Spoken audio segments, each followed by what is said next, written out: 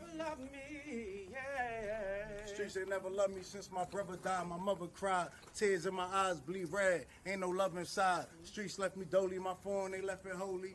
Dawn was in that passenger side when they tried to phone me. Yeah, you know the streets ain't never love us. Yeah. GD. I've been shot, I was left with a zipper on my stomach, nigga. You know these streets ain't never loved me. I've been stabbed, I've been left with a zipper on my stomach, nigga. You know the streets ain't never loved me. I've been locked, I got charged for some shit I didn't do, nigga. You know these streets ain't never loved me. Caught a case, went upstate, fuck the Jakes, nigga. Yeah, you know these streets ain't never loved me. Laying up in the hospital bed in ICU. Hit that button like every 3 hours to get those blues, yeah. Laying in the test of pain, I know shit won't be the same. Sipping my stomach, shit don't stop a thing, I'm still a man, yeah. But who gon' be there when you doing time? Can't get no money, so they dropping down, these niggas bitter. And I hope they get the picture, I'm only getting bigger. The top cat out my litter, yeah. Tell you they love you, but they hate you on the low. They hold you back, how they expect for you to grow. I got locked up, ain't said me nothing, but I'm your nigga. My body numb, I got no feelings for you niggas. I'm from where niggas will shoot you right here in these hallways. If you got trust and that loyalty goes a long way. These size 11s, these pussies can't walk a mile in. They hit my cousin with life and he's still smiling. I've been shot, I was left with a zipper on my stomach, nigga. You know these streets ain't never loved me. I've been stabbed, I've been left with a zipper on my stomach, nigga. You know the streets ain't never loved me. I've been locked, I got charged for some shit I didn't do, nigga. You know these streets ain't never loved me. Caught a case, went upstate, fuck the Jakes, nigga. Yeah, you know these streets ain't never loved me. Streets ain't never loved me since my brother died. My mother cried, tears in my eyes bleed red. Ain't no love inside. Streets left me dolly, my foreign they left it holy. Dawn was in that passenger seat when they tried to fold me. Remind me of my gun, that was real shit, this real spit. Rocks I was selling was smacking them, call it Will Smith. I ain't never told and never folded under pressure. Yeah, them Neek was in that ambulance with me, he was on that stretcher. Niggas tried to take my life, I couldn't tell you who. Many men might not make it, I'm here to tell the truth. Me and Job, that's my brother, you know we moving tight. Brown boys fuck with the family and I'ma get them that. This my testimony, solid, all the rest is phony. Merrick niggas come at the fam and send your best opponent. I was stabbed, I was left with a zipper on my stomach, nigga. I know the streets ain't never loved me. He was shot, he was left with a zipper on his stomach, nigga. You know the streets ain't never loved us. Gang, Merrick shit, Tower music, nigga. Go.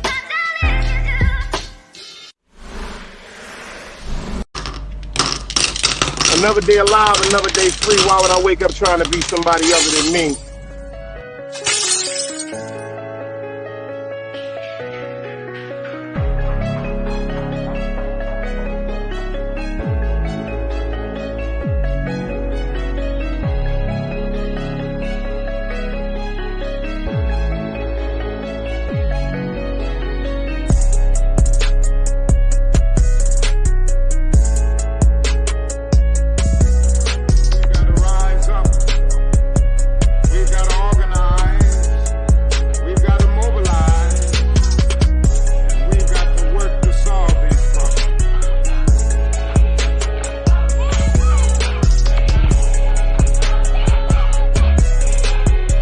Knowledge, wisdom, understanding. Man, woman, and children. Sun, moon, and stars.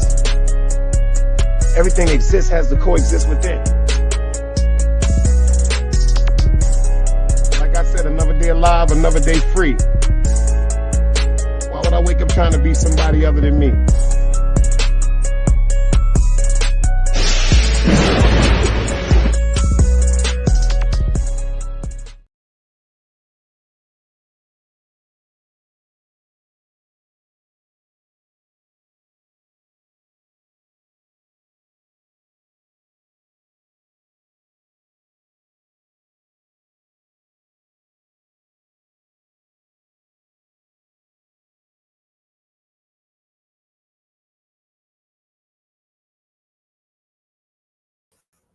Shout out to everybody that's in the building. Shout out to everybody that's in the building. If y'all can hear me crystal clear, do me a favor. Anybody except a dead body, put a dice cube up in the chat. Shout out to my man Sheep Stay Sleep. He is in the building. Shout out to Sheep Stay Sleep. He is in the building. He said, yo, we need this. You know what? And at this particular time in my life, birthday week, y'all gonna get this work. Keisha, I appreciate you. She said y'all can hear me crystal clear. So I'm gonna run it down. City Boy Floyd, I appreciate you for being in the building. Keisha, I appreciate you for being in the building. Sheep Stay Sleep, I appreciate you for pulling up. Meek, Old Brooklyn Love, I appreciate you for pulling up. Chief Red Hair, pulling up from Elizabeth, New Jersey. He says, salute. Dice chat, don't stay up too late. Remember, you got school tomorrow. But y'all know my vacation started when I clocked out Friday night. When I clocked out at 5 o'clock, my vacation started. So, you know, I was thinking about some things, and I was going to go live. This is the birthday weekend. Not the best birthday weekend, but I'm still alive. I'm still free. I've been having some great conversations with some great people. Shout out to my man DS1. Sheep Stay Sleep is in the building. If y'all not subscribed to him, that's my favorite motherfucking YouTuber. That man got some serious conversation. Yo, Joff, I see you up in the building. Salute. The reason why I said I was doing this series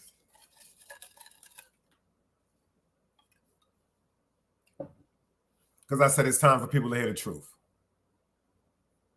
I'm going to go back to the beginning when it was just Damon. Because I love who I am. Ain't nothing about me I would change. But Dice and Damon, two different characters. Sometimes I used to think that Dice was more powerful and important than Damon. But now that I'm older, wow. Damon is the one that was the gangster all the time. Yo, Kev, I see you in the building. Appreciate you, Job. Shout out to my man, Dav and Legal Guap. Y'all already know I'm going to show y'all some of his stuff. Let me get y'all right because I don't be shouting out my sponsors like that. Dav going to kill me. Shout out to my man, Dav, over there at Legal Guap. If y'all want some of these fly buckets and some other clothes, you dig what I'm saying? Go to Legal Guap number 3 at Instagram, Rondo Reddo at Facebook, and 03 Pulp at Instagram. This is his stuff right here. This is my man, Dav, right there. He came in the other night and wished me a happy birthday. He's from Oakland, California. He got all type of hats for the ladies and the gentlemen. And he got all type of clothes for the women, for the kids, you know what I'm saying? Get over there and tell him Big Dice sent you. I promise you, he will give you a discount. Shout out to St. Laz. He finally did the show on my young boy. Well, he's a grown man now. Shout out to Jonathan Wynn. Free bloodshed, y'all. If you know, you know. Shout out to St. Laz. He just did a little 30-minute conversation with him on the St. Laz show. Free bloodshed, you dig? Let my man come home to his family. Word up. I see my man Oliver's up in the building. Yo, Ollie. I'm gonna keep it funky. I told everybody, maybe you didn't see this the other night. That motherfucking interview you did with artists. You got that shit, boy. When it comes to the questions, word up. That's a fact, Joffy. He said, yo, the nigga Bloodshot up north, that nigga's an animal.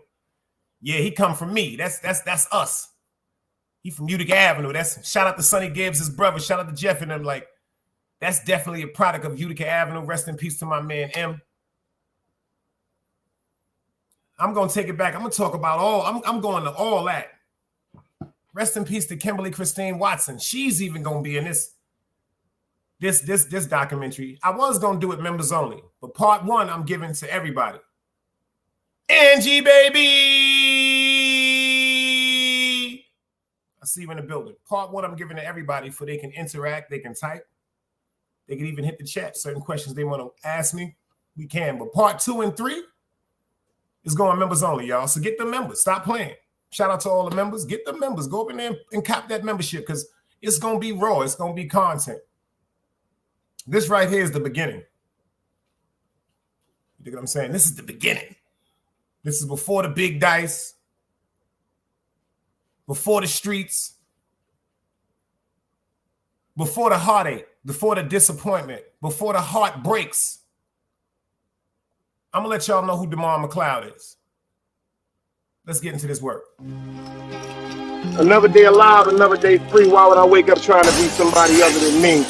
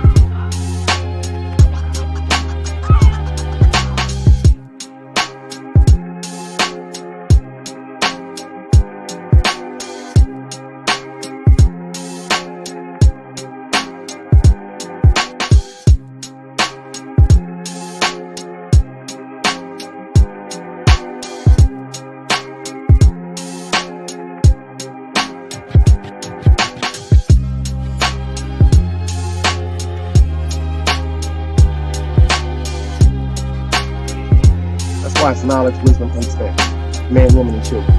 Sun, moon, and stars. Everything exists has to coexist within.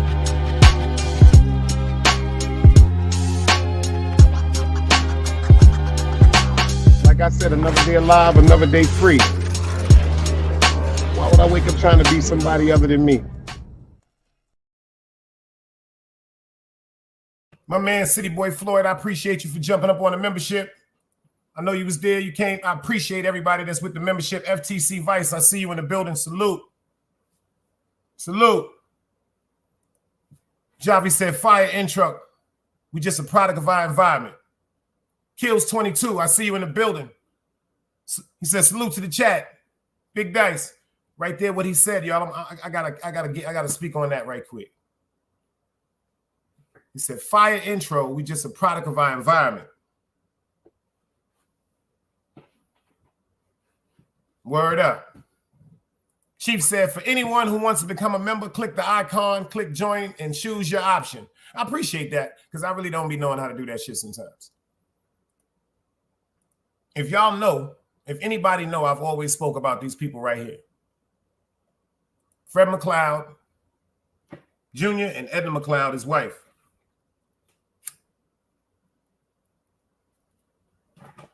This series wouldn't even be spoken about if I don't talk about them.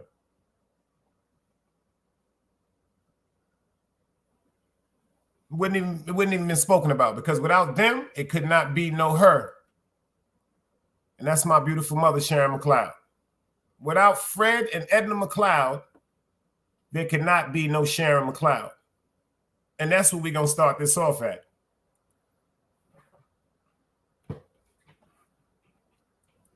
China, I see you in the building. Appreciate you, beloved. Keep doing what you're doing. Shout out to you and Miss Miyagi, bro. I love y'all energy, man. All jokes aside, grown folks content. If y'all not subscribed to China, get over to New Brimland. You dig what I'm saying? Totally different atmosphere over there at Brimland. Brimland is totally different. Shout out to Miss Miyagi. Angie baby in here. She already know how to drop all the links. You dig what I'm saying? When it comes to my mother, City Boy said I had to go get one.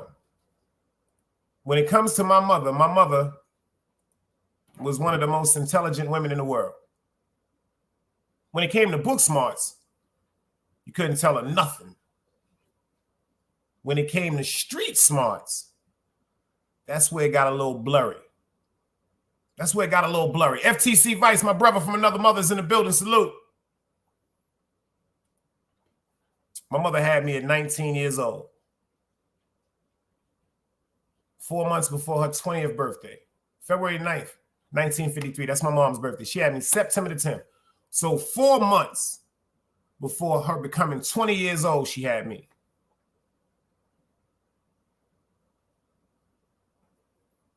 As you know, I'm from Utica Avenue.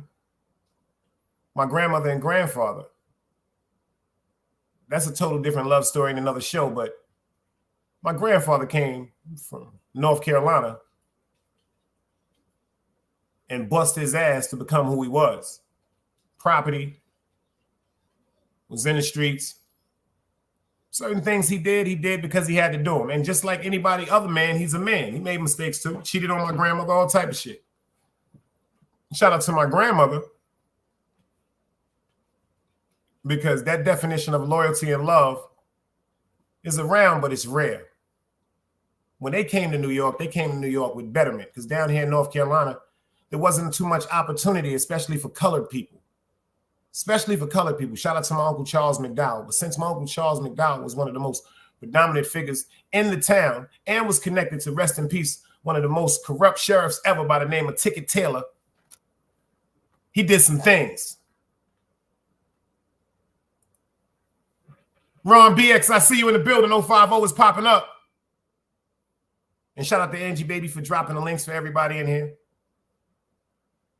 My grandfather's dream was to get his brothers and his sisters out of that predicament in North Carolina, as far as, racism, lack of equal opportunity in employment. Something like the yard people. Shout out to the yard people, just like the migrants. Like some people in Jamaica. How they have to come to America and they have to work real hard and send money back home to get their family members up there. That's something like my grandfather did from the South. So him and my grandmother, when they came to Brooklyn, they came to Brooklyn on a pledge of love between themselves, because they, from being from the South, they come into the city, all they had was each other. 3 beautiful children. My mother came first, Sharon. My uncle, rest in peace, Freddie, came second. And then the baby, my uncle Ice Water, Levon, came third. My grandfather used to transport drugs for the Genovese crime family. He used to drive freight trucks full of drugs for the Genovese crime family. My grandmother was a registered nurse. The love that my grandmother poured into my grandfather, over the years, he decided, you know what? He's going to get a legal job. He may still play in the street a little bit, but he's going to get a legal job. So both of them worked at Kings County Hospital. My grandmother was a registered nurse. My grandfather retired as an elevator operator. See, back then, before they had all this technology with these buttons and stuff like that, there was communication and interaction between people on elevators and passengers. There was a man inside the elevator that would slide the door through, that would lock it, and that would spin the barrel to the certain floor and have to spin it around to stop it. That's what my grandfather did for over 20 years. My grandfather bought his first property on Bergen Street, excuse me. My man Ron BX said, yo, Dice, I noticed you're very family orientated.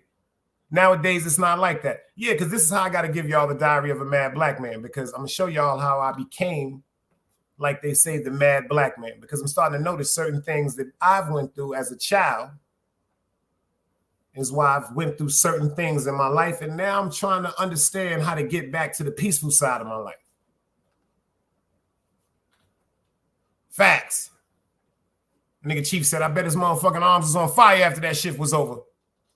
It was actually a little machine that was on the side of the arm by his hand, so I know his wrist was bothering him. But when my grandfather got his first house on Bergen, Lola, I see you in the building. Salute, girl. When my grandfather got his first house on Bergen, he said he's getting his sisters and his brothers up here. And him and my grandmother, their love was so deep, he said, I'm making sure your brothers and your sisters get up here. So when it came to my Uncle Thomas, which is my grandmother's brother, and his wife, Ma and Esime, when it came to my Aunt Josephine, which is my grandmother's sister, and her husband, Uncle Bud D, my grandfather made sure everybody had employment. Now, my mother,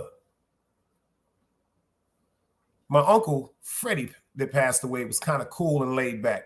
My Uncle Levon, he's the gangster. Everybody know who Ice Water is. But my mother was the jewel of the family. As far as she was the oldest, she was the one that my grandmother knew that she can leave when she went to work, that she would take care of her brothers and sisters.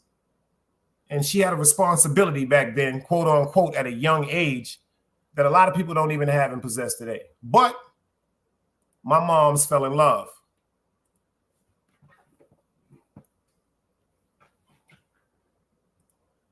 She said, yo, Dice, you have a lot of shadow work to do. Shadow work is journal. It's a good start. She said, once you get it, I'll explain more about it to you. Facts. The matriarch, that's exactly what she was. But she fell in love. She fell in love with a man that was married.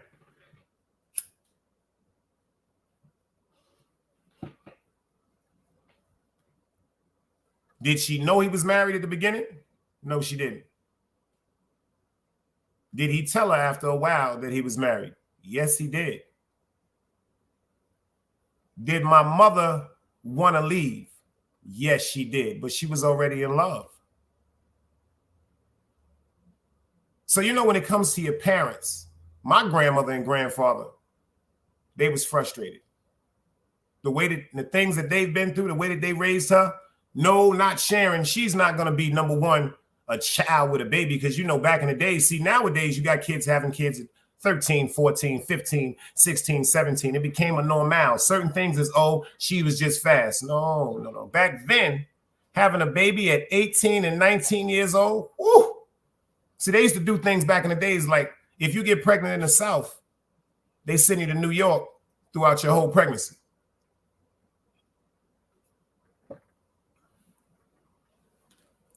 If you was in motherfucking down south, if you was in New York, they sent you down south throughout your whole pregnancy.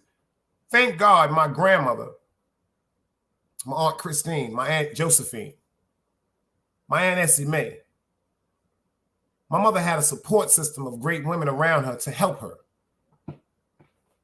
You dig? Great shit. So when my moms had me, pay attention to this. This is when my father decided to say, yo, you know what? I'm going to make my family work. His family had nothing to do with me. His family was his wife and his children that he already had. Broke my mother's heart.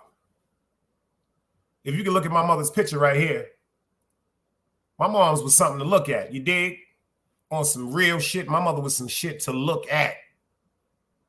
And it was so many dudes that wanted to deal with my moms, from gangsters to squares to police officers. We're going to get into that too. I can't tell you what my mother went through when she understood that she was about to go through having a baby without the man that was the father of the baby by her side. But I can tell you how she felt, because she expressed it to me so many times when she found out that I was having a son. When she found out that I was having a baby, me and my son's mother was not really on good terms, but she put in my mind, you better be there for that child. I don't care what you and her is going through. The act of making children is a beautiful thing. But when people separate and leave them kids behind, it's horrific. Because my mother wasn't one of them mothers that was like, yo, your father ain't shit. Fuck that nigga. You can't talk to him. I wish he would try to see. She was totally different, y'all. When I asked certain questions like, why my pop's not around, she said, I'm going to let you talk to him about that.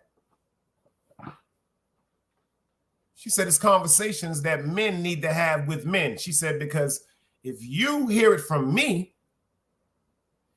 you may feel as though that I'm a bad person. You may feel as though that he's a bad person. So when you speak to him, you talk to him about what you feel. My pops, I think maybe from the time I was born to about 14 years old, I may have spoke to my pops 3 times on the phone. Still never met the man physically. This is the diary of a mad black man I'm getting into. Still never met him physically. Now pay attention. I had my grandfather. I had my Uncle Ice Water in Brooklyn.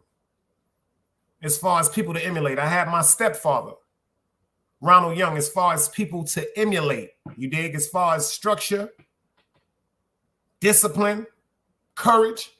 I had everything to emulate because I was around the gangsters, had a household full of them. But it's not the same thing as it would have been, y'all, if my father would have been in the play. Y'all need to roll up because we about to get into this work. Shout out to my man Jaffe. He in the building. This is my favorite song by Jaffe, y'all. Pay attention to the lyrics, man. Let's go.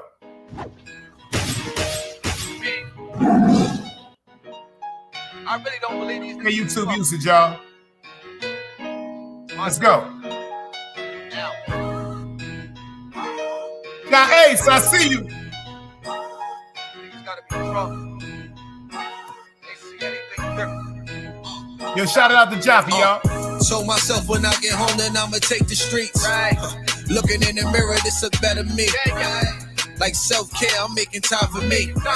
I know these niggas mad cause they can't fuck with me. Right. Prove me you loyal, now you stuck with me. You know what he said? Don't goof around cause there's no luck with me. Show me you loyal, now And you stuck with me. You know I'm real, can put your trust in me. Try to make them get my vision, I'ma paint it. Move dangerous. Cocaine V is white painted. Move cautious. The niggas call it scared, I call it smart. They too tough. They thought it couldn't happen, now you shot. I talk truth. I jumped off the step. I'm a different stoop. Star Wars gun in a mask. Boy, a different troop. Let's go. Yeah. Picture niggas playing around with Rosa's son. Have my youngin' light them up, I get you rolled in one. They ain't talking about money, these niggas talking light. Sitting on a brick and a half, I make a move tonight. What he said? Yeah. Bucket low like I'm a fisherman. No money, I just give her the rod. I'm trying to wheel her in. Yeah, she turn to Mimi when she up there. Love her when I touch there. She can't get enough, oh yeah. I'm the nigga you call when your man bugging. That's right, gon' cry on my shoulders. I know we fucking sound foul, but she been wanting to get a pussy up. And yeah, it's a good enough reason to get a pussy up. Told myself when I get home, then I'ma take the streets. Looking in the mirror, this a better me. Like self-care, I'm making time for me. I know these niggas mad cause they can't fuck with me. Right, prove me you loyal, now you stuck with me. Don't goof around cause it's no luck with me. Prove to me you loyal and you stuck with me. I think that's the realest shit I've ever heard in my life. He said, prove to me that you loyal and you stuck with me. I've been telling Team Cardi and that shit from day one. That's with my friends and family. If you prove to me that you loyal, you stuck with me. Ron BX said structure is not in the house anymore. We got Jai Ace in the building, y'all. Salute. Salute. This is the one that's going to be talked about. Like I said, part 1, I'm giving to the world. Part 2 is for my members only because part 2 and part 3, whoo! But back to my father. Me growing up without the physical interaction with my father and the times that we were on the phone, the conversation wasn't as exciting on his behalf as it was for me. Now, I'm a little boy. This is my dad. You dig? It's nothing more important in this world that I want to speak to. The man that created me. If I told y'all who my father was, y'all would be like, what? I'm just going to give you a hint. My father built race cars, man. Down here in North Carolina. My father worked for NASCAR. That's all I'm going to say. My pops, I wouldn't even give him that recognition because he's just a biological. The man that I praise is Ronald Young. That's my father. So when I finally met my pops, fast forward, it was on my 20th birthday. I never forget it. Back then, it was this thing called Western Union. The last time I physically heard from him was 14 years old because my mother said, your father's on the phone. When I get on the phone, now check this out. For my 14th birthday, he said, Joe, I'm going to send you some money. Y'all got a Western Union up there? 14 years, y'all. Can anybody in here tell me what he sent me for my birthday?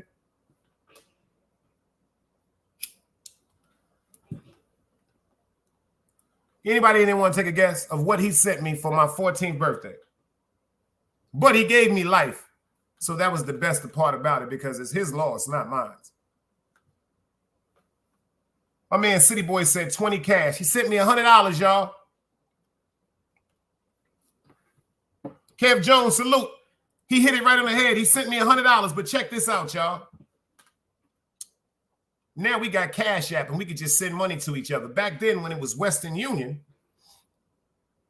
the reason why he said he could only send me $100 because they charged him $30 to send $100. I was devastated. The nigga sent me $100 and I was already selling crack. I was devastated. Yo, Jais, I already had 2 for $5s. I was already on the 031s, the Illusions, Octacons, St. John's and Utica. If you was there, you was there. Jais, I was already selling crack. And that nigga sent me $100 fucking. Such an insult to my moms, because I thought about the times when she bought the Patrick Ewing sneakers, the Diodoras, the Adidas, the Kangaroos. You know what I'm saying? The times when she bought the Timberlands. And that nigga was nowhere around. But shout out to his grandmother, Shirley. Shout out to my grandmother, Shirley. His mother. Shout out to Shirley, man. I only seen her 2 times in my life, but the 2 times that she was in my life were impactful. Because I'm going to tell you some game right now. You may not remember what a person did to you. You may not remember what a person did for you, but you will always remember how a person made you feel. And that woman right there, even though she was caught in between a rock and a hard place, because my mother was heartbroken at her. Because as a woman, my mother didn't understand why she did not forewarn my moms about my father being married. The clinical one, I see you. Ron BX said, yo, that motherfucking Western Union was expensive to send back in days. Angie said, kids need our presence more than our presence.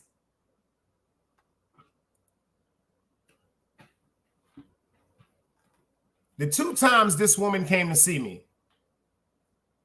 I never forget. One time, she came to my house. We got on a bus, B46. We went straight to Kings Plaza. She took me to Herman's. She bought me a sweater and a pair of goggles for my birthday. She bought me a bag of chocolate chip cookies. I never forget that. The second time I seen her, she told me to meet her on St. John's and Utica at Ronson's Drugs. She bought me a Pittsburgh Pirate hat and a do-rag. A Pittsburgh Pirate hat and a do-rag. The last time I saw her, she cried. Because my father, now check this nigga out. My father was upset with her because she wanted to be in my life. Now, if y'all want the truth, y'all gonna get the truth today. My father was upset with his own mother because his mother wanted to be a grandmother to me.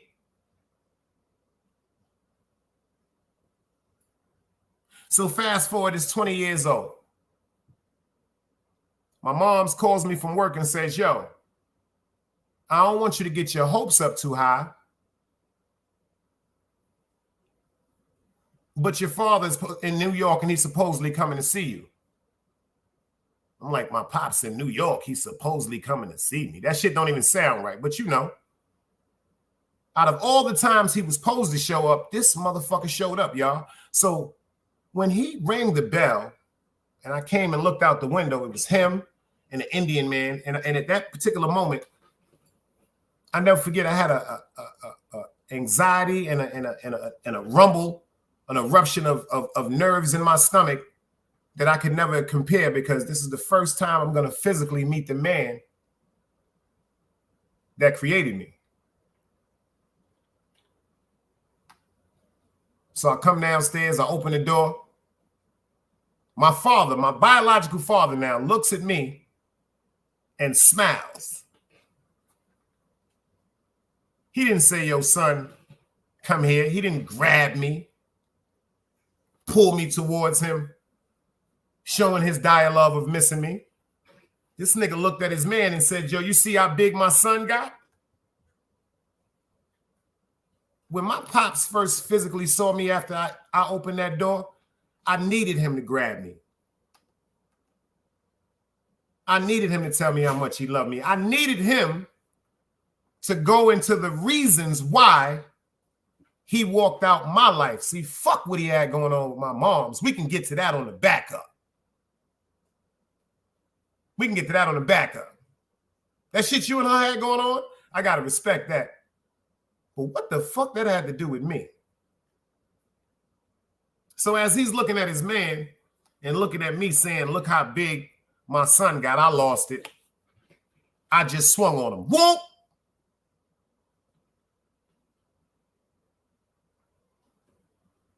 They say it was almost broken. I fractured my pop's jaw the day I met him.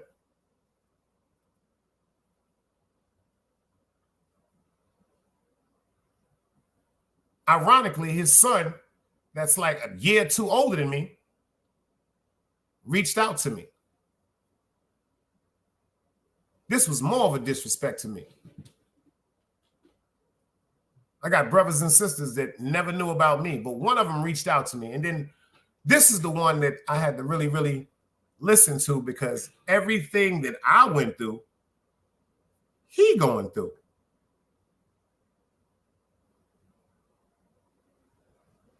See, me, I never got the full description of his situation, but when my brother, when he got on the phone with me, he was like, yo, Pop's got a child. He got 3 children with this lady, been married to her for years. He don't give a fuck about me. He did the same thing to me. My moms can't stand him.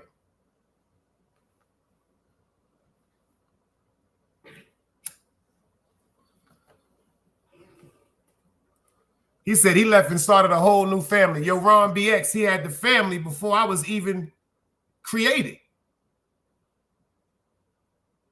To my brother, did the same thing he did to my moms to my brother. But check this out. My brother's 2 years older than me. So that's not what I appreciate as a role model. Oh my God, always a queen is in the building.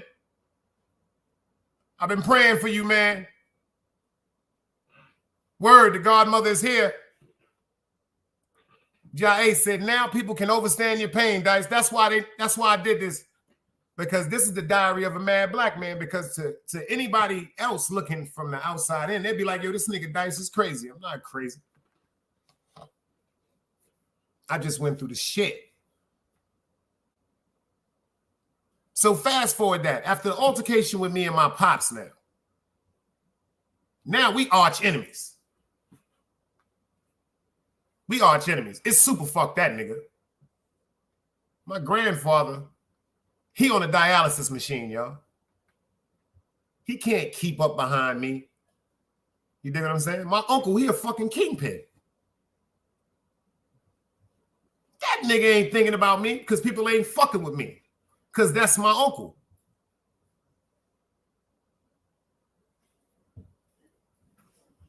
Now, the father that I'm going to always call my father, Ronald Young, this is when the beginning of his addiction to crack cocaine arose.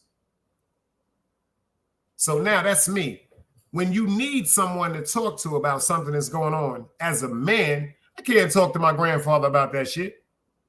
My grandfather never liked him. I can't talk to my uncle about that shit because my uncle ain't really give a fuck about the nigga neither. And then I can't talk to my motherfucking pops, the one I call my father, about that shit, because I wouldn't even insult him speaking to him about another man that I'm hurt about when he is doing everything in his power to raise me as his father, as my father, if y'all can understand. So here comes the streets.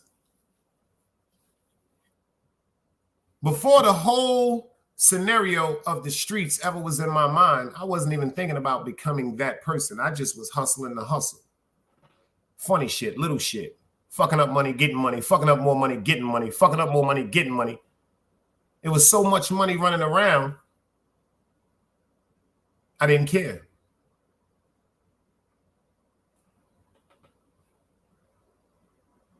After the situation with my father, see, this is the part that a lot of men don't deal with. It made me question my mother.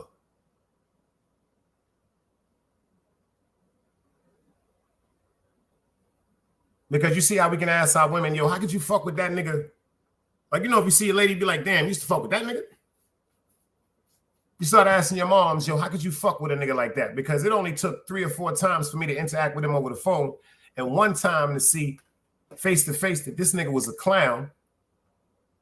That shit made me resent my mother. Like, how you chose this dumbass nigga? But then I started thinking about it. The seed of love that was planted from my grandparents. See, the love that I got and the respect I have just for humanity, a lot of people can never understand.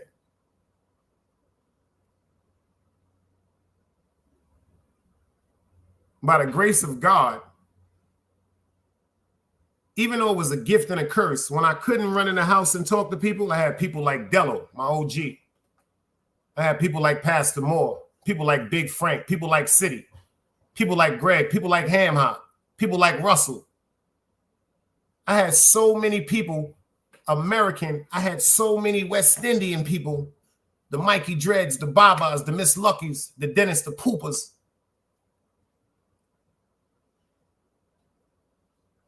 But the only person that really could have cured the bullshit that was going on in my mind was my pops. See, when you talk to people that you care about certain things that you're going through, they're giving you what they feel from their experiences, but they could never really pinpoint why my pops decided to walk away from me.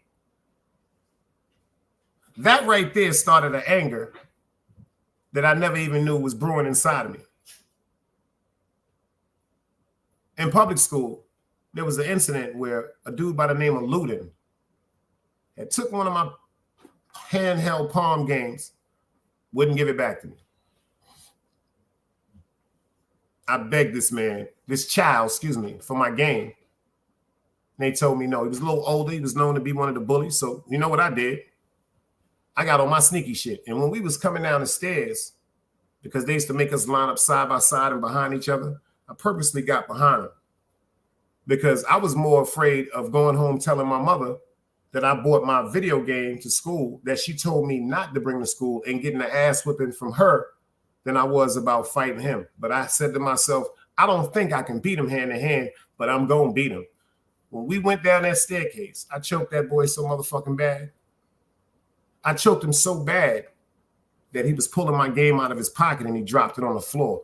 And after he dropped the game on the floor, if I had some sense, I would let him go and got the game. No, I choked the nigga harder because I was in fear that when I let him go, the nigga might beat me up. But see, when I held him that tight, I didn't know the difference of holding someone in a choke position to put them to sleep as opposed to holding somebody in a choke position where you can actually kill them. Because they said if I'd have held them for like about 4 or 5 more minutes and would have continued to put the pressure that I was pressuring on him, I would have probably crushed his larynx.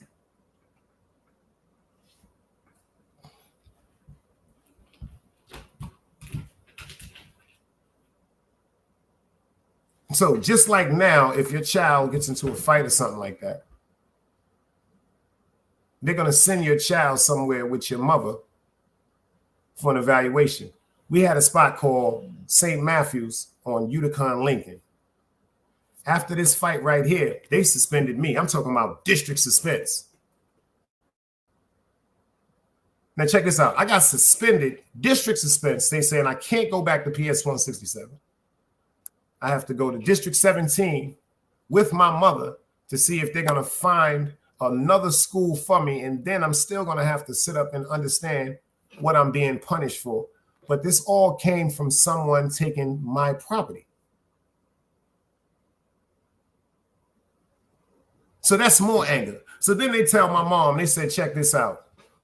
Since this is right down the block, they scheduled the appointment for my mom's to take me to St. Matthew's Church for the psychological evaluation. These people had the nerve to tell my mother, just because of the transcript that was written up on me over the fight, you should put them on medication. I never forget my mother telling them people they was crazy.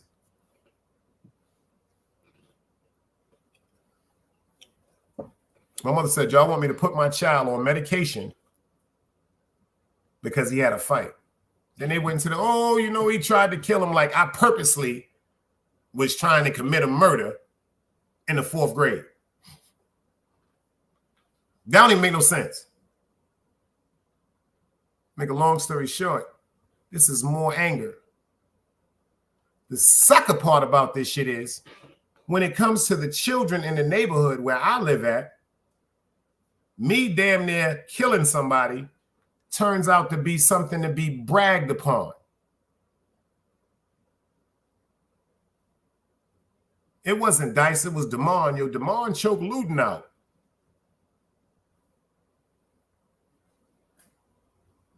The neighborhood I come from is either kill or be killed. It's either beat something up and fight or you gonna get whipped out.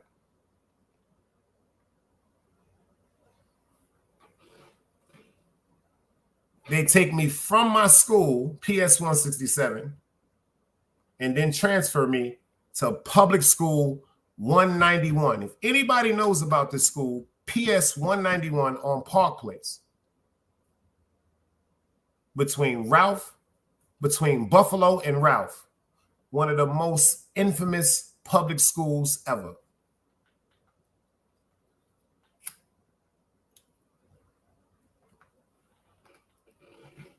Me going to ps.1 I'm in my neighborhood. Everyone knows me. But going over there, I was in a total different league. Now, when I say public school 191 turned me into an animal, that was the beginning. Because in ps.1 the things that was happening to teachers in public school 191, I could have never imagined. I remember there was teachers that was locking their pocketbooks in drawers because students from ps.1 were robbing teachers. I'm talking about public school kids were known for robbing teachers.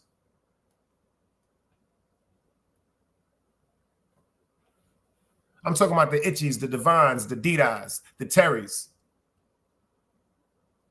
the Kyrens, the Black Freds. This is court building legends.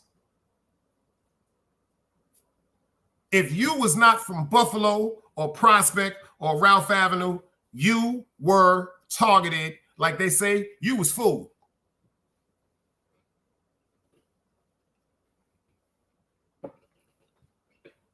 I never understood the anger of being taken from public school 167 because it was a school pertaining to academics and actually some smart and intelligent children, as opposed to showing me to go to ps.1 where this was a group of children where maybe out of 30 children, 4 or 5 of them were up to par intellectually. The rest was this science projects. I'm talking about cutting school and public school was legal in ps.1. I never knew about cutting school until I went to public school 191. Russian Princess, I see you, girl.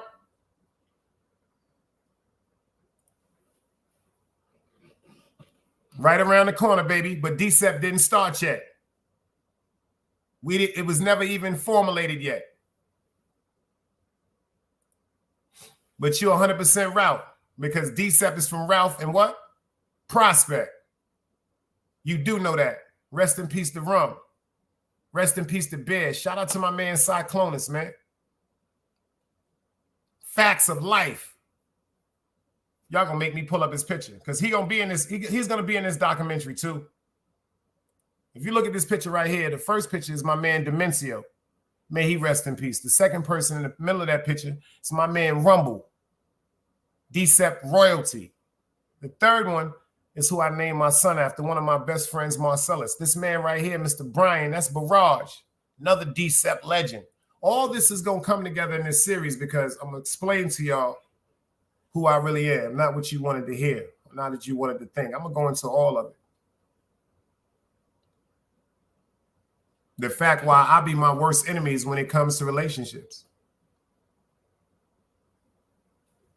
The distrust I have for people to be official is sad.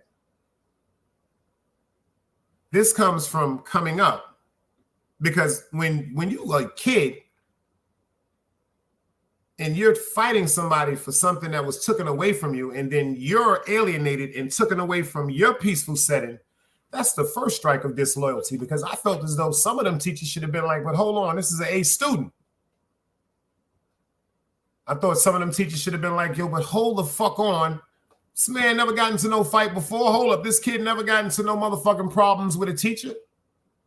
I feel as though somebody should have investigated that more as opposed to me being suspended, district suspense, and now it's up to somebody else because of what they read on a description of a fight to determine where I go and where I'm placed. Shout out to ps.191 because ps.191 showed me there's babies that will kill you.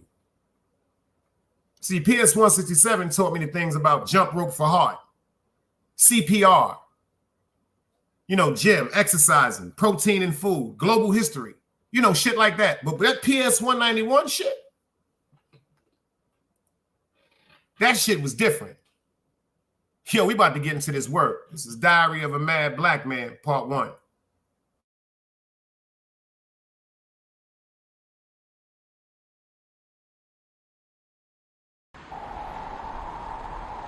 You can't play both sides, you niggas gotta choose. Niggas out here being tough until they make the news. Mama said her son ain't hurt nobody. The street said her son was catching plenty bodies. If you accept these charges, then please hold. In every hood, it was a nigga that was tough, but he still told. Like, what I gotta do to make you niggas rhyme? Like, I'm ready to kill when the kind of minds were cautious. I'm dealing with more sticks than a porcupine. Quill spines, whatever you wanna call them. Yeah, plus my little mama, she a trap queen. Doggy when she mixed with that Fetty, give him a wop lean. It was a whole lot of cars when there was stimmies round. We going over a year and half you niggas down. All these expensive clothes, like was that smart? Now they uploading their clothes on the Poshmark. Swiss baby, careful with this. I mean, this bitch sharp. One across, one down the middle, look like a chrome heart.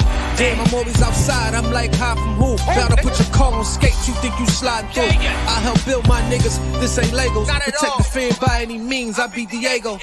Yeah, tiger to you niggas. I'm an animal. It's a jungle where I'm from. What y'all wanna do? You can't play both sides. You niggas gotta choose. Niggas out here being tough until they make the news. Mama said her son ain't hurt nobody. The street said her son was catching plenty bodies. If you accept these charges, then please hold. In every hood, it was a nigga that was tough, but he still told.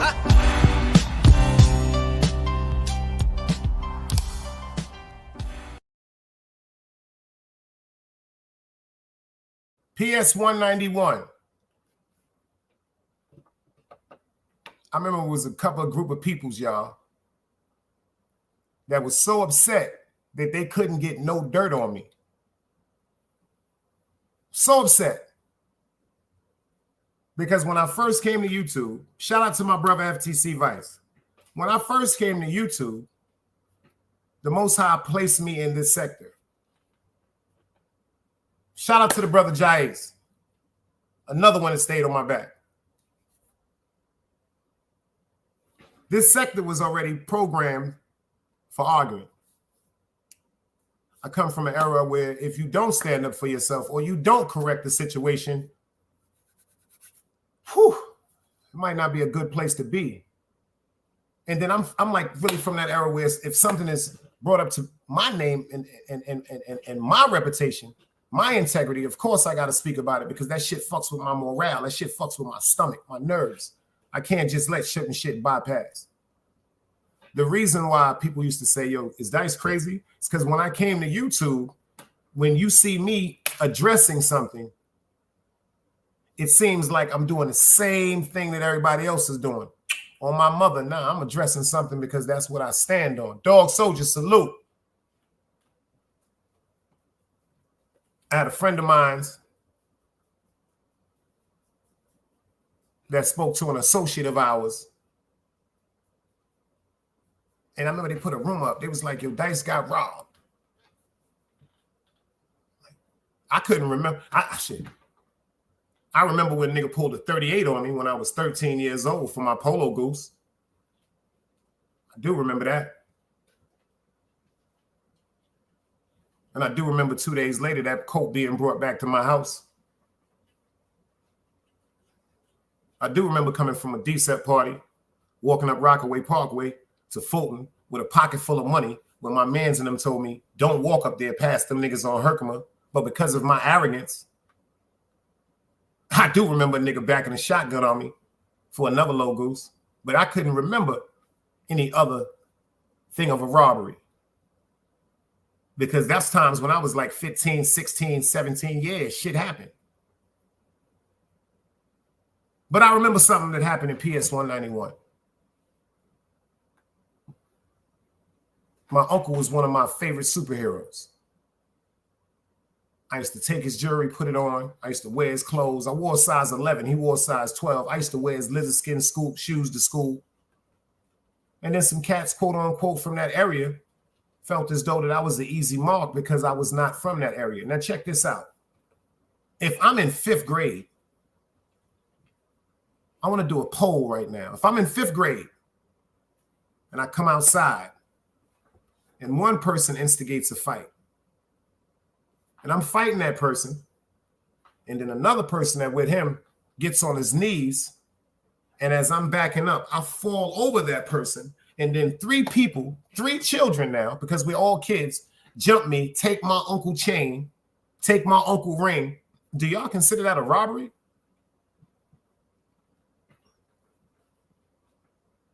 I don't even consider that a robbery. Because I wasn't in the game. Now that I think about it, when it came to the red, white, and blue logos, I don't even consider that no robbery because I wasn't in the game. I was still DeMond McLeod. But when it came to the blue logos with the Polo USA down the arm with the cookie, nah. That was dice. So I accept that as a robbery. Because after PS 191, they sent me the IS 390. Shout out to China Brim. Rest in peace to El Compa. I was one of the first to open the Maggie Lena Walker School in Brooklyn. IS 390. Basketball team, the IS 390 Cavaliers. Shout out to my coach, Ash, Mr. Ash and Mr. Deitch. Now, this school right here is on Sterling Place between Troy and Albany. Rest in peace to Dr. Spradley.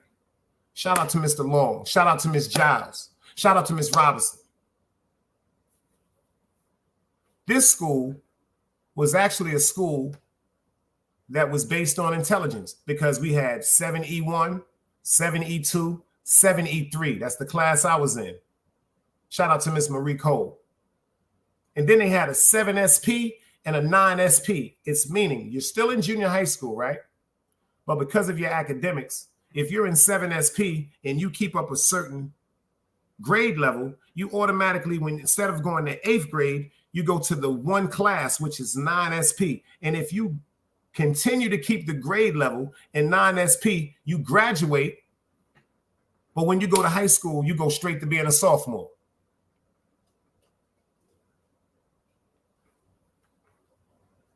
Shout out to Baby Grizz. That's what me and Baby Grizz met. Shout out to the Frankie Bulls. Shout out to the Robert Walkers. Shout out to the Blue Eyes. Shout out to the Pooches, to the Ringies, God bless the dead, the Raheems. When I tell y'all they put IS 390 right across the street from one of the most dangerous projects in the world, which is called Albany Projects. Don't worry, Meek. I'm bringing Jackie Robinson up too, Meek. Meek, they really need to know who I am. Shout out to Sheep Stay Sleep. This for the bro. He said, yo, Dice, we need that Diary of a Mad Black Man because this is not just my pain and anger I'm going through. This is a lot of YouTube content creators' pain and anger that they're going through, but they're not in tune and they're not in connection with God to tell the truth about it. That's why they're still angry.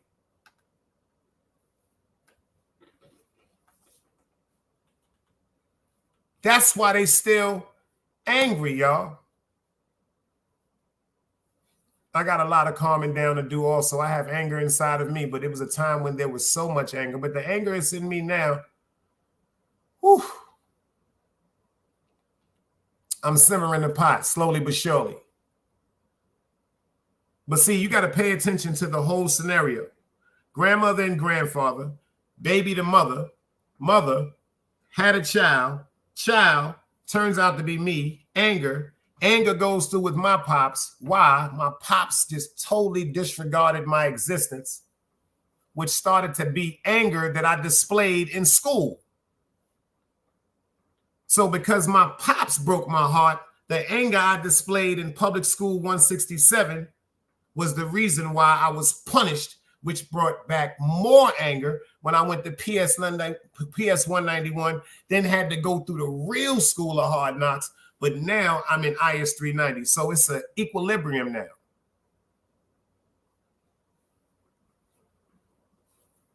You got intelligent people in IS 391, and you got some straight up, in IS 390, and you got some straight up goons in IS 390. Rest in peace to Fats. You got some intelligent kids because we got things like music. I played the alto saxophone. Yeah, that's the big one, not the small one. The small one is the tenor saxophone. Yeah, my ass was dead into music. I also played basketball.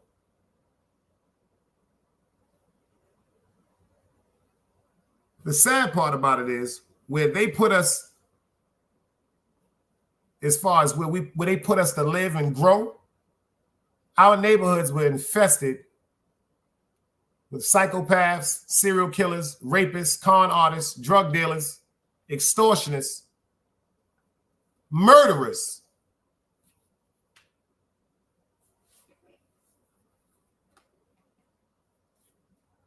That we had to come accustomed to in every fashion, because that's another beginning of pain.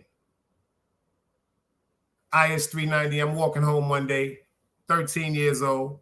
Instead of me taking my ass straight down Park Place, I decided to go to St. John's Park.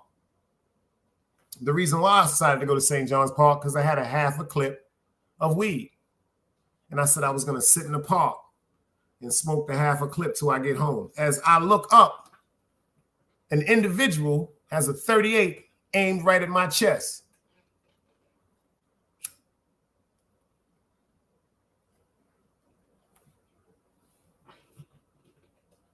I'm 13 years old.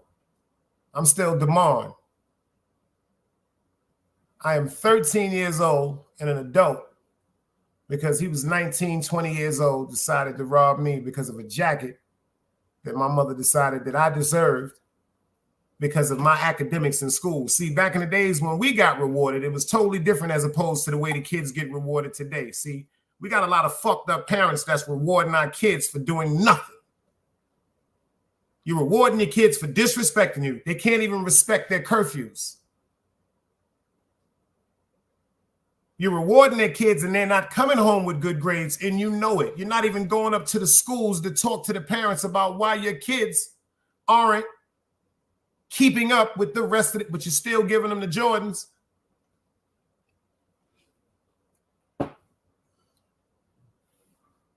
You're still giving them an allowance. You're still paying for their cell phone bills. You're still buying these outlandish clothes.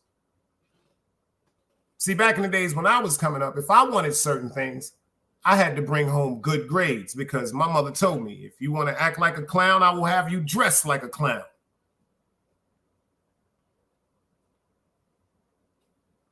I was raised on Saks Fifth Avenue. I came home with bad grades one year. My mom's gave me a whole motherfucking wardrobe from Fat Albert. Old school Brooklyn shit. Y'all would not understand the pain I went through. Let me explain something to you. I was raised on Orbats, Gimbals, Lord & Taylor's, Macy's. Listen to what I'm saying to you. Saks Fifth Avenue. I can't make this shit up. But one year I brought home some fucked up grades and my mom's took me to Fat Albert.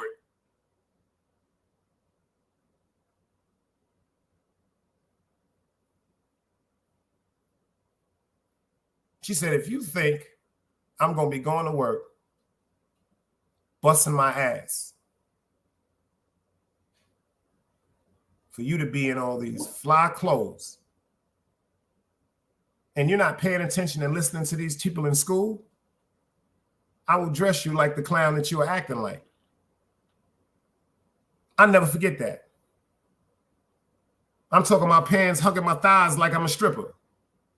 Wild ass motherfucking shit where I had to fold up at the ground. Never went through that again. Nowadays, people are just rewarding their children for disrespect. Let's go. Another day alive, another day free. Why would I wake up trying to be somebody other than me?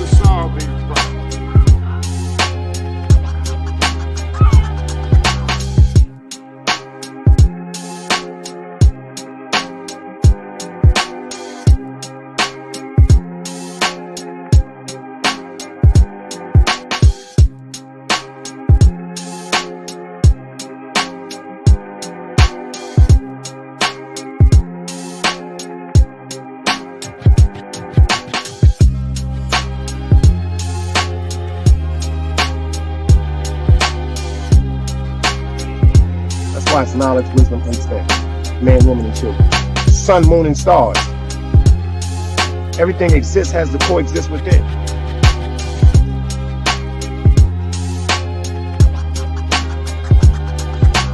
Like I said, another day alive, another day free. Why would I wake up trying to be somebody other than me?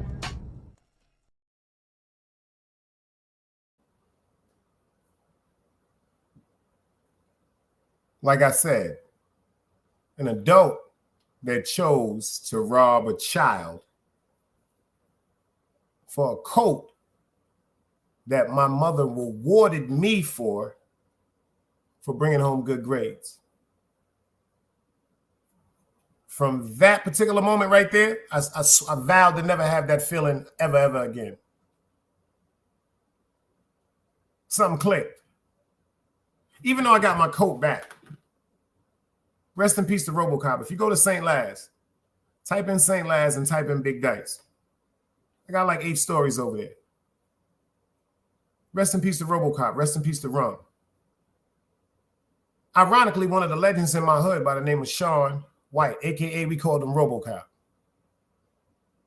His brother, ironically, had my name, which was Dice. That's who robbed me for my coat. Ain't that some shit? A nigga named Dice robbed Damon because Dice still wasn't into existence yet. He clicked on and ignited that Dice. He the one, if anybody wants to know why Dice fire was lit, is after that. I never forget. I told my uncle what happened. He said, don't worry about it. He got in the streets. I guess my mom's overheard him speaking, saying certain people's names. My mom's grabs me. She said, we going to the precinct. I said, we going to the precinct for what? She said, because the detectives done called me and told me they got the person that took your coat. Bridget, I see you in the building. Salute, girl. I appreciate your membership. When my mother tells me a 13-year-old child that's from Utica Avenue that has already been told and showed the rules about things that can happen if you cooperate with the police, if you snitch. I'm asking my mother, I'm not going to no precinct. She said, yes, you are. So I go with my moms to the precinct because she demanded this. Now check this out. Look how God worked. Back in the days, they used to have this thing called a lineup. If you were robbed, for people that went and gave a description or maybe pointed somebody out in the book, because back in the days, it was black books. This before computers and stuff like that, where you could type in a name and somebody quote unquote name, face would come up and match. You know, back in the days, niggas was in a black book. Unfortunately, I made that black book too, where people had to open the shit and go through motherfucking books and names and sequence that were written down when people describe certain things, especially when certain things happen in certain neighborhoods, because that's where a lot of people were targeted and put in jail, because unfortunately, some people decided to rob people or stick up people or snatch chains or dig pockets or run in stores in the same neighborhoods that they lived in. So when my moms took me down there, rest in peace to RoboCop, the person that robbed me was RoboCop's brother. But they arrested RoboCop. They put him up in a lineup with 4 other people. The detectives was so crooked. They told me to point at number 4, which was my man, RoboCop.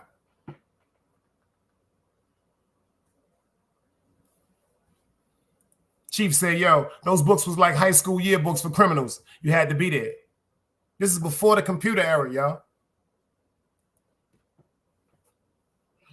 The police wanted to lock my man Robo up so bad for so many things that they couldn't connect to him. They tried to connect that to him. And I told him, that man ain't robbed me. They said, do you know him? No. You telling me this is the person that didn't rob you? No, this person ain't robbed me. My mother is looking at me disgusted. See, people fail to realize my mother wasn't in the streets. And all she knows is that her baby, a 13-year-old child, was robbed at gunpoint for a jacket that she rewarded him with for being good in school. And she felt as though somebody needed to go to jail. Make a long story short, me and my mom's left. RoboCop was released. The next morning, my mom said somebody's at the door because the bell used to ring in the back. I looked out the window. It was RoboCop. He had a brown paper bag. It was a C-Town bag. I ran downstairs, and that nigga gave me my coat. He was like, yo, my brother ain't gonna fuck with you no more. Pardon me, Demont. See, it wasn't no Dice. It was Demont. He didn't even know how to pronounce my name. He said, pardon me, Demont. He said, but you realer than a bunch of these motherfuckers out here because niggas want to see me in jail. Long live RoboCop, man. Sean White, if you know, you know.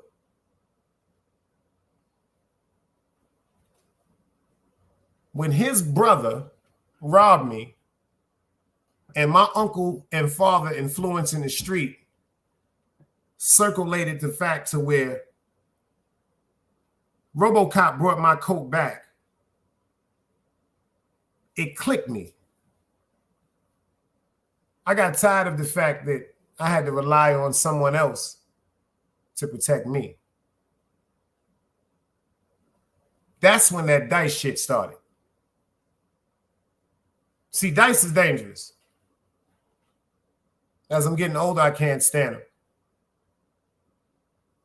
The reason why is because Damon is more understanding and compassionate. Dice was created from the pain and the hurt. So these on go time at all times. There's times when I have arguments within myself that if I recorded them, people would be like, yo, this nigga might really be crazy. No, I'm not crazy. See, shout out to my therapist. She had to let me know this and I had to hear this. A protector that is created from a spirit that you went through, like something that was created out of fear, is more dangerous than you if you don't have control over it. Ghost Town, salute. A spirit can overtake you that you will have no control over. I told myself from when Robo gave me that motherfucking coat,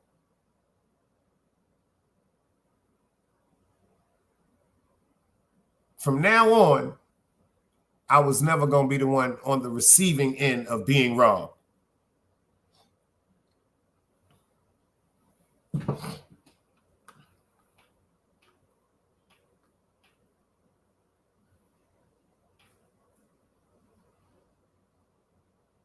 So now it's either one or two things I'm going to do.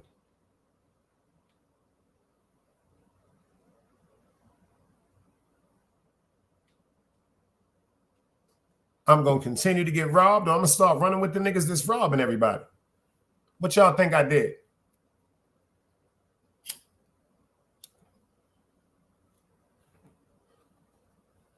I don't know if y'all remember the situation.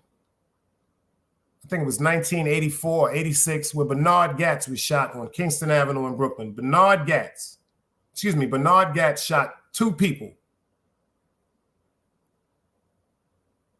The reason why I wasn't with my man Jaja in Blue Eye that day is because I was cutting school in IS 390. Pay attention. After I got robbed, I decided to run with the niggas that was robbing. Shout out to Jaja and Blue Eye. Notion Avenue legends. If my mother wouldn't have came up to school and found out that I was cutting school, I would have been with them in the morning that history was made on Kingston and Fulton because my mans tried to rob Bernard Gatz.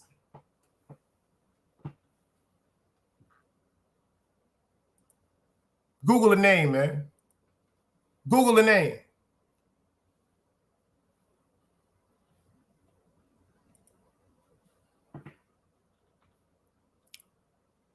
The system has fucked us up as young men that turned us into young demons that were out of control while we was in our 20s. Poverty was more devastating than crack cocaine in my neighborhood. I come from a family that wasn't rich, but they were very, very comfortable.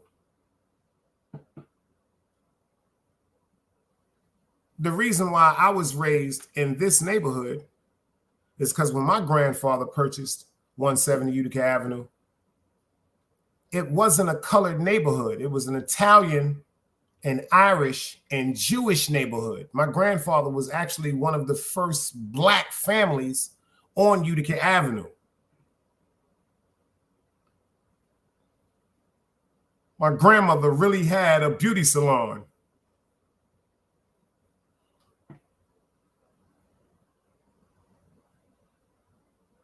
Now I got the right side of me saying, you got a grandmother and grandfather that work hard. Liddy, salute. I got the right side of me saying, I got a mother that work hard. I got the left side of me saying, my uncle a gangster, my pops is a gangster. It's like crossroads. Coming to the crossroad. If you go left, they say you fucked up and you destined to be doomed. If you go right, you're destined for success. I've been so detriment to myself. I've always walked straight down the middle. I want to see what it is to go through the bad, and I want to see what it is to be rewarded to go through the good. I've been thinking lately about the way I communicate to people.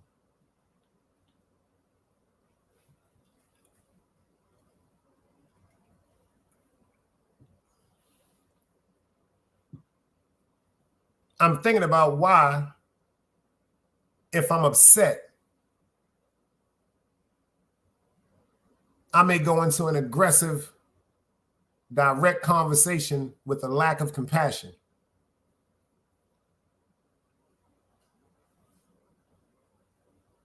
That must be the fear side. See, me, the love that I have in my heart is very, very different. See what it is? I grew up in relationships where people go through things. I watched my grandmother break out on my grandfather. I watched my Uncle Robert Earl, my Aunt Aretha. I watched my Uncle Buddy. I watched a bunch of stuff happen in my family. So when you coming up as a child, we're sponges. What we see is what we throw back out. I'm noticing now my communication skills can be so much better. I'm noticing now that the way men and women communicate and the way we interpret things are so much different. So much different. The way that we express ourselves when we're trying to be dominant can be cruel and insensitive. The way that women will hear it when we try to be on our toes and standing on law, as we say, is uncompassionate and disrespectful.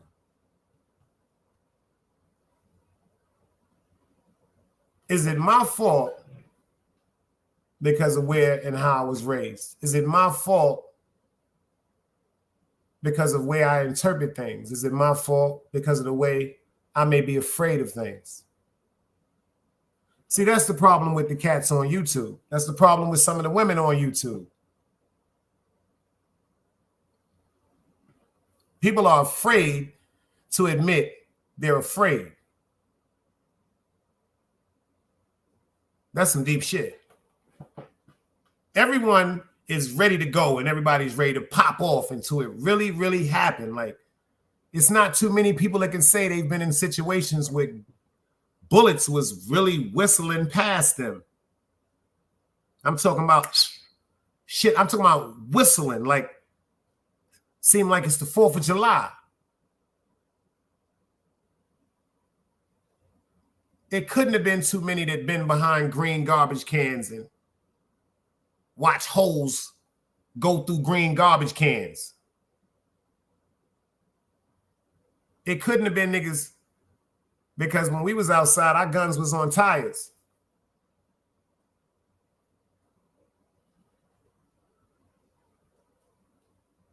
The most toughest killers today are friends. You know why? Because they understood that when they were younger or mesmerized with this so fucked up game that has us with this allure, the macho-ness, and usually 9 out of 10 times is insecurity,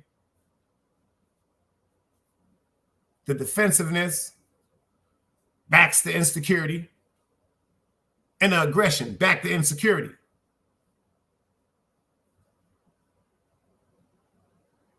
A lot of us have went through what I went through and much, much more. We grew up in relationships where we've seen our parents upset with each other. A lot of us now didn't even understand that when our parents were physically fighting each other and our uncles was physically fighting each other and our brothers and their baby mothers and our sisters and their baby fathers were physically fighting each other, that was domestic violence in the eyes of society. Where we come from, that was two people fighting because they were in love and they both felt disrespected. See, either the lady felt disrespected because something was done, or the man felt disrespected because something was done. It was all because of disrespect. And because if I don't give a fuck about you, whatever you say to me or do to me means nothing. But if I'm in love with you and you say, fuck you, nigga. If I don't give a fuck about you, you can say, fuck you, Dice, fuck your mother. No, I don't give a fuck about you. I don't fuck with you. But if I'm in love with you and you go, I can't stand you, or you say, I'm scared of you,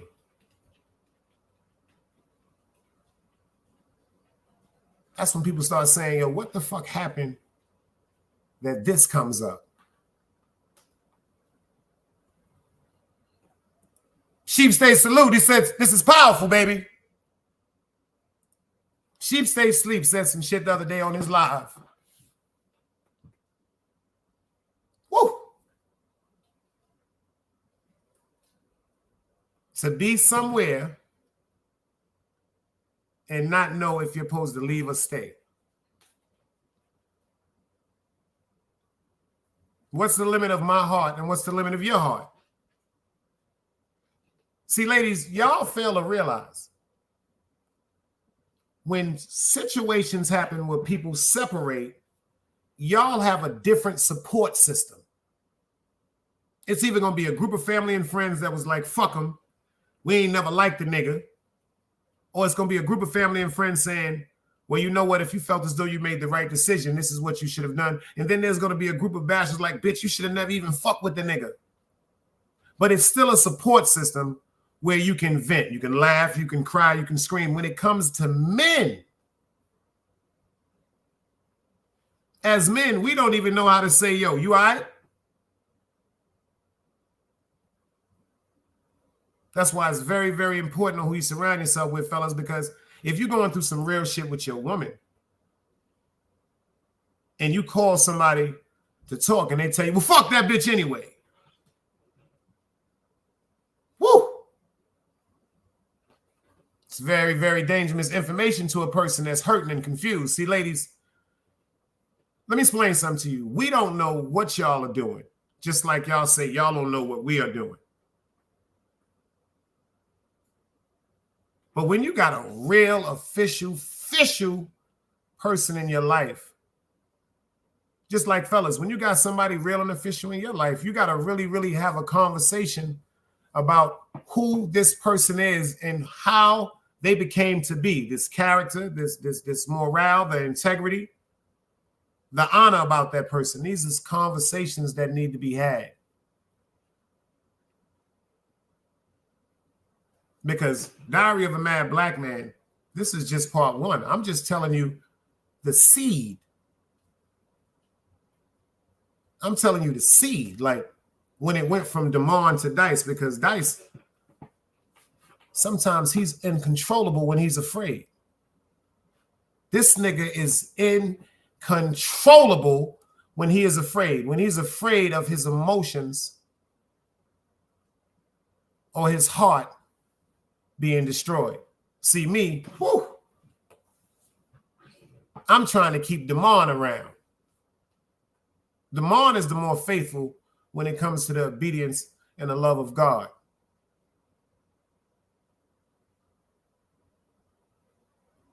I don't know if that went over your head. See, Damon is more faithful when it comes to the obedience and the love of God, because I know my God loves me. I can go to 1,000 stories where I know he loved me. I can give you 1,000 times when I was supposed to be gone, whether it was physically or incarceration or maybe in a motherfucking mental house.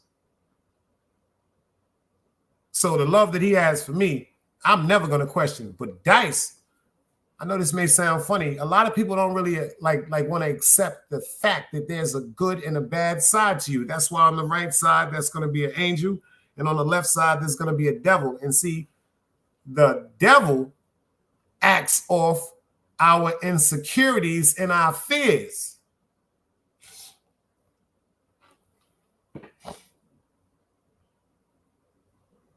The devil acts on our insecurities and our fears. My insecurities and my fears started a long time ago. My father didn't understand what it was to be in a life that he created. Fuck what he was going through with my mom's. He did, as opposed to watching my grandmother and grandfather go through the ups and the downs. I'm talking about the downs, the ups. Back to the ups, to the downs, to build something so beautiful that if I really broke down a series of them, that would be epic. My grandfather always told me, as long as I'm at peace with your grandmother, I can go to war with the world. He said, never be at peace with the world and at war with your woman. He said it'll drive you crazy.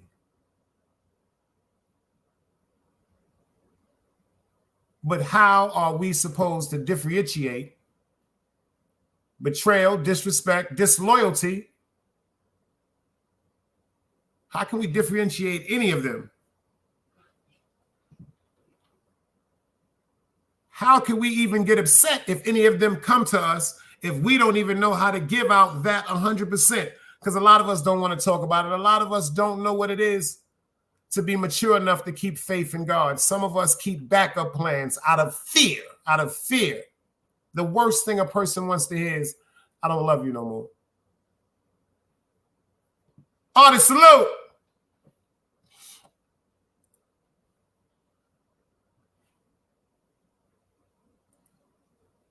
The worst thing a person wants to hear is, I don't love you anymore. But see, this is what we got to pay attention to. I think that's so untrue at times, because I think it's better to say, I don't love the person that I'm seeing right now. Not that I don't love you anymore, but the person, the character that's popped up the last couple of weeks, I'm not really in tune with this motherfucker. See, ladies, sometimes you have to really check your man from a respectable point of view. Like, my nigga, like you just like yo, babe, check this out. Like, all jokes aside, I know I ain't really been saying nothing about this shit, but you've been moving like a bitch, man. The shock effect, ladies, in us will be so motherfucking respectful, you'd never believe it. Like, yo, my chick just told me I'm moving like a bitch. So it's not opposed as when we come in and say, what's wrong? And y'all may roll your eyes, or y'all may just, it's nothing.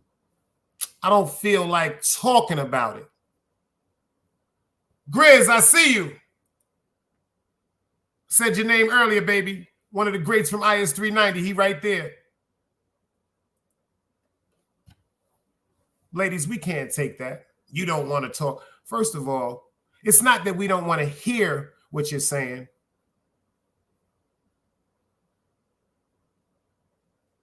A lot of times we don't want to hear it because even though we're wrong, it disappoints us and it breaks our hearts that we have upset you. See, this is the part that some women don't understand. When a man look at you and say, yo, I made a mistake.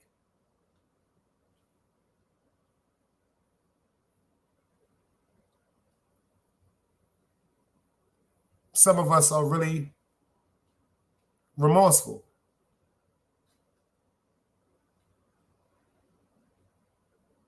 See, me, my family, when I came up in it, I know what it is for my pops not to be around for 2 or 3 months. I know what it is to watch my moms cry over that shit. That's another part of the anger that's going to come in part 2. See, because when my pops unfortunately fell to the addiction of crack cocaine and that empowered him more than being home, now I really got to step the fuck up. Because the man of the house is gone. That's another layer of a pancake of anger that I had to step up and understand and take a responsibility for. I know what it is to watch my mother act like she don't miss my father.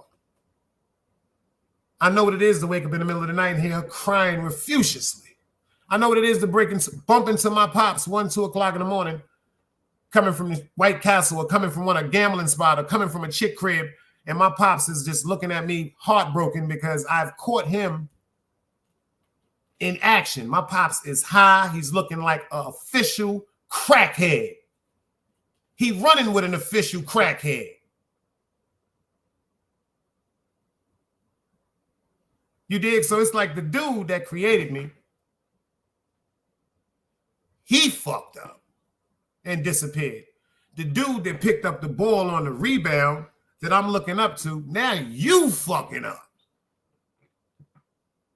So you mean to tell me crack cocaine is better than me and my mom? See, this is what people don't want to hear. A lot of these YouTube content creators have went through this, wondering why they pops or the person that they loved as their father did certain things, but they didn't understand what was going on in the minds of our fathers. Because at that time we were children, but it still increased an insecurity and an anger, and it came across as disrespect.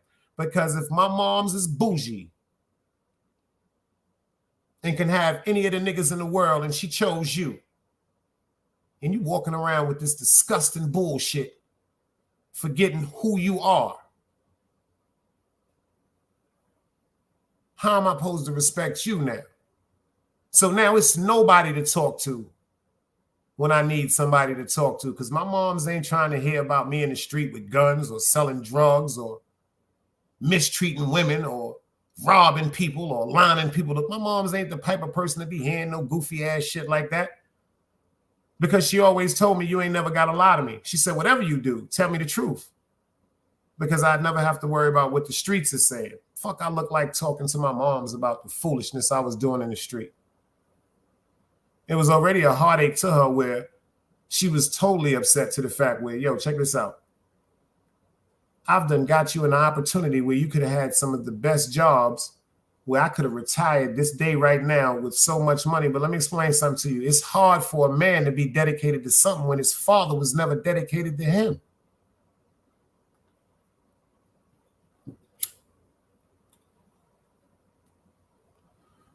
Ladies, I love y'all for being mothers, but I promise y'all fucked up more than one time. You just don't want to admit it when it came to raising your son.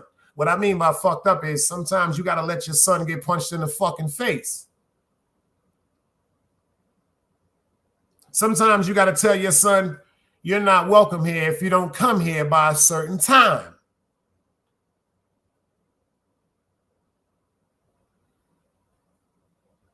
As opposed to saying, well, you know, I'll open the door for you. Knowing your son is wrong, saying, quote unquote, you need to go get yourself together. A lot of women fail to realize an adult is still your baby, but that's an adult. The only reason why it's your baby because you created it, but you got to learn how to treat a man different than you would treat a baby, ladies. The reason why you treat a man different than you treat a baby is because you might end up with a man like me. This is part 1. Salute. Another day alive, another day free. Why would I wake up trying to be somebody other than me?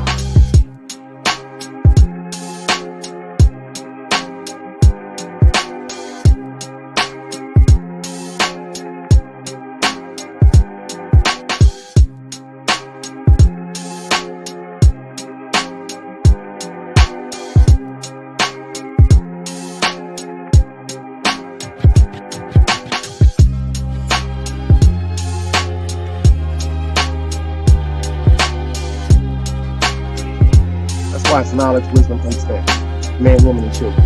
Sun, moon, and stars. Everything exists has to coexist within.